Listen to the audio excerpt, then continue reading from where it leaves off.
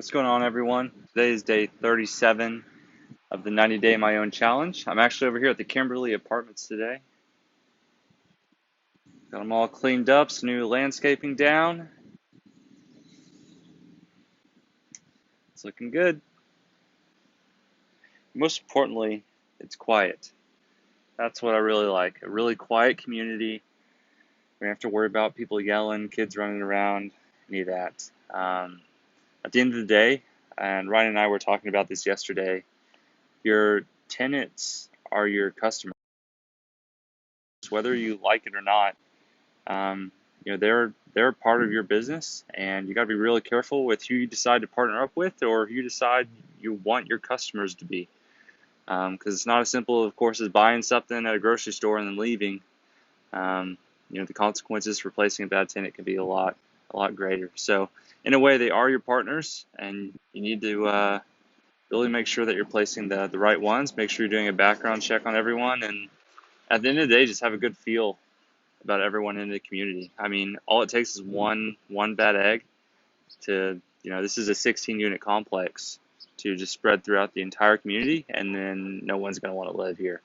So being real careful with those tenant placements. I got a question the other day of kind of strategic partnerships. When should you form them and why? And more specifically, why did Ryan, Sam, and I decide to partner up more full time? We kind of came to an agreement 2 years ago that we wouldn't do any deals without each other, which basically means that each one of us would have an opportunity to participate in any other one person's deal. Well, Ryan and I initially partnered up in 2018 when we bought the first mobile home park, and we just, I think, kind of saw in each other that we both were really good at things that the other wasn't, and thought we could go a lot further with each other. If we allowed ourselves to not have to wear all the hats, than if we were just focusing and, kind of doing what most investors do, which there's nothing wrong with that. And when I say what most investors do, of course, I mean like, you partner with somebody when they can add value to that specific deal, where we are looking at more as a business, where I believe that Ryan could add a ton of value to this business. He may not add value to every single deal in the same way that I may not add value to every single deal. And if he found it, he probably could have done it himself in the same way. But we're looking at the much bigger picture of, this is going to be a company that has $1 billion under management. And Ryan's going to be a very vital piece to running that operation in a way that I just personally can't, and vice versa. And then a year and a half later, of course, we partnered up with Sam and kind of established the same agreement with him.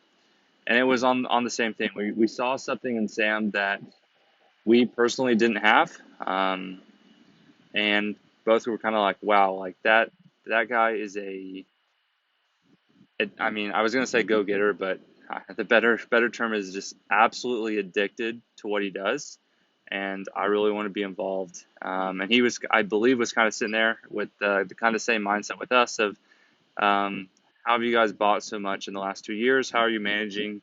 At the time, I think it was like 30 houses and 4 mobile home parks and a few oil leases spread out, all across Oklahoma. And we were working full-time day jobs. So kind of just attracted to each other by just the amount of value and the track record that we had.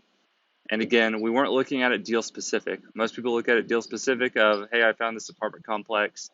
Can you provide value to this individual investment? But we're looking at more as a long-term investment in each other and investment in the company. And I believe it's paid dividends since. Again, there are some deals where I do not provide any value, and Sam or Ryan or either one of them could go off and go do that deal completely by themselves, and it would probably be maybe a lot simpler, and they wouldn't have to communicate with me on it. And it goes the other way as well. But at the end of the day, like, we're building a company, and we're going to need each one of us to be a really vital member, in order to get to $1 billion under management. So that's initially why, and I do not regret it at all. It's worked out. It's worked out great, and we're just going to keep chugging along. So right now it's been a really busy day. We are outsourcing. I think I mentioned in a previous video, we're outsourcing our property management. We started out with it internal, and that's because it's really hard to hire someone to manage mobile home parks. And so the internal also started managing our apartment buildings, all of our houses, pretty much everything besides the oil leases, which is a completely different animal. And then we got to a point where we got to a size that it makes more sense to actually outsource this. Like, I mentioned this in a video I think a week ago, but something that people don't talk about is the fact that when you get to 150, 200 houses, like property management companies are drooling over you. Like you are their like ideal target, and so they'll actually compete over you and offer you discounts just to get your business. So um, as of right now, we are primed for the plucking. I should say I hate that term, but uh, nevertheless we are, and it makes a lot of sense for us, for our investors, and for everyone, especially like at the apartment complex I'm at right now. Um, we're internally managing it now, and in a few months we won't be.